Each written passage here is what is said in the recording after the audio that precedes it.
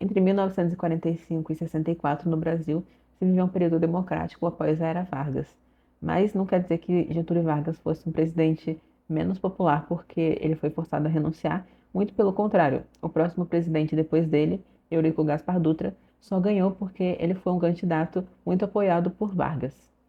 Dutra assumiu bem no começo do contexto de Guerra Fria, da disputa de Estados Unidos e União Soviética, e nessa disputa ele decidiu se aliar aos Estados Unidos, e por isso no governo dele houve uma grande repressão ao comunismo.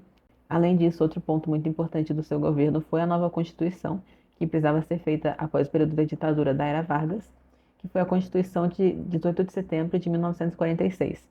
Nela tinha emendas sobre a liberdade de pensamento, expressão e associação, autonomia dos três poderes, direito ao voto para todos os brasileiros alfabetizados e maiores de 18 anos, ou seja, homens e mulheres, e o direito à greve, menos para os trabalhos de atividades essenciais, que seriam transporte, segurança e saúde. Por ele ser ainda muito popular, Vargas ele conseguiu se eleger no próximo governo após o governo de Dutra. E nesse segundo governo de Vargas, ele continuou com a sua aproximação com a classe trabalhadora, mas os salários continuavam sem reajuste e o custo de vida continuou só aumentando, o que causou diversas greves em todo o país. Em resposta a essas greves, João Goulart, que na época era um deputado federal, ele fez uma negociação com os grevistas para aumentar o salário mínimo em 100%, o que fez com que a UDN acusasse ele de ser comunista. Por essa acusação de comunismo e porque no governo anterior estava tendo muita perseguição contra o comunismo, a UDN pediu para que Jango se demitisse e ele acatou esse pedido, né? Ele se demitiu realmente, mas mesmo assim, mesmo com a demissão, no dia 1º de maio, no Dia do Trabalhador de 1953, Vargas anunciou esse aumento de 100% do salário mínimo, o que só aumentou a campanha da UDN contra o seu governo. Essa campanha contra Vargas era liderada pela UDN, mas a imprensa e o exército também aderiram a essa campanha. Tanto que o único jornal que ainda defendia o governo de Vargas era o jornal A Última Hora. Nessa época da campanha contra o governo, houve um atentado na Rua Toneleiros contra Carlos Lacerda, que era um político, um jornalista e um nome muito importante na UDN. E esse atentado acabou deixando Carlos Lacerda ferido e matando o seu segurança. Carlos Lacerda acabou pedindo para que o exército investigasse esse assassinato, e a conclusão do exército foi que Jorge Fortunato foi o mandante desse atentado, e Jorge Fortunato era nada mais nada menos do que o chefe de segurança de Getúlio Vargas. E com essa conclusão, Carlos Lacerda ele passou a defender um golpe de Estado para tirar Getúlio Vargas do poder. Então, sentindo que o Brasil todo estava contra ele e ele ia sofrer um golpe de Estado independente do que ele fizesse, Getúlio Vargas acabou se suicidando no dia 24 de agosto de 1954. Para terminar esse restinho do mandato de Getúlio, o seu vice, Café Filho, assumiu como presidente e ele nomeou para fazer uma conciliação, né? Ele nomeou para os cargos públicos a maioria da UDN. Mas já estavam começando a ser propostos candidatos para o próximo período eleitoral, e dois candidatos principais foram Juscelino Kubitschek, do PDT, e Juarez Távora, que era um militar da UDN.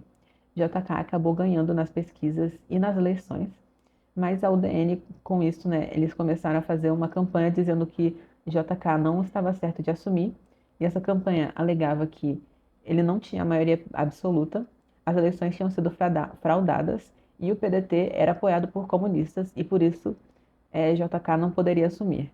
E Carlos Lacerda continuou apoiando um golpe de Estado, dessa vez para impedir que JK assumisse.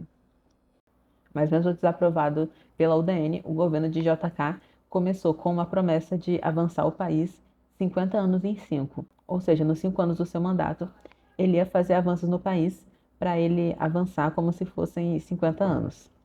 Esse plano dos 50 anos em 5, ele incluía a construção de Brasília, que seria a nova capital do país, a instalação da indústria automobilística no Brasil, a mecanização da agricultura, a construção de empresas siderúrgicas, a expansão da malha rodoviária e dos portos e a construção de usinas de energia eólica e nuclear.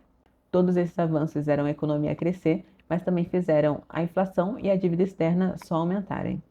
Outro ponto também desses avanços é que gerou a migração de muitas pessoas que moravam principalmente no Nordeste para morarem no centro-sul do país, porque o centro-sul estava ficando mais industrializado e a mecanização da agricultura estava gerando um desemprego no campo e nas áreas rurais do país.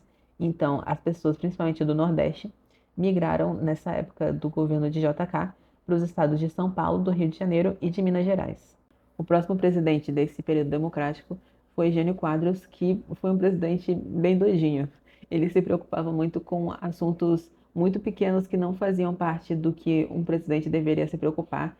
Os projetos de leis que ele fazia e as leis que ele aprovava não diziam muito ao cargo de um presidente. Então, por exemplo, ele proibiu os biquínis nas praias, proibiu a briga de galo e proibiu o uso de lança-perfume nas festas. E além dessas leis meio doidas que ele fazia, ele também criticava abertamente os Estados Unidos e apoiava Cuba e a União Soviética, o que fez com que Aldeni mais uma vez acusasse um presidente de ser comunista, e Jânio acabou renunciando, porque na cabeça dele a população amava ele era um presidente tão bom, que com a renúncia a população iria às ruas para pedir a volta dele e traria ele como presidente de novo, só que dessa vez como ditador. Mas isso não aconteceu, ele só renunciou e a vida seguiu. Após a renúncia de Jânio Quadros, Jango, o seu vice, ele assumiu, mas a UDN, os militares e os grandes empresários eram contrários à presidência de Jango, enquanto a Rede da Legalidade e os movimentos sociais eram a favor. Mas para que esses dois grupos não entrassem em um conflito tão grande, o Congresso aprovou o parlamentarismo. Então Jango pôde assumir como presidente, mas ele não tinha tanto poder quanto um presidente normal. Mas Jango não se intimidou pelo Congresso e pela UDN, e ele continuou com as suas propostas do seu governo.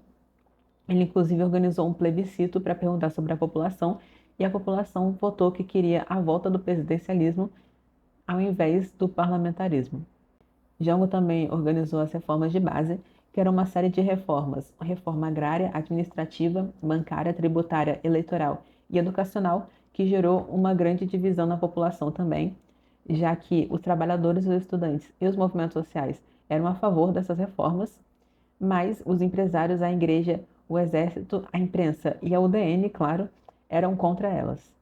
E diante dessa divisão, Jango decidiu continuar o seu apoio às classes mais pobres da população, que eram as pessoas que apoiavam ele, e em repressão ao governo de Jango e em resposta a essas reformas de base, foi organizada a Marcha da Família com Deus pela Liberdade, onde católicos, empresas e o governo de São Paulo foram às ruas pedindo pela derrubada do presidente Jango. E depois disso se acabou o período democrático, porque após essa marcha foi instaurada uma ditadura no Brasil. Mas isso é para a próxima aula.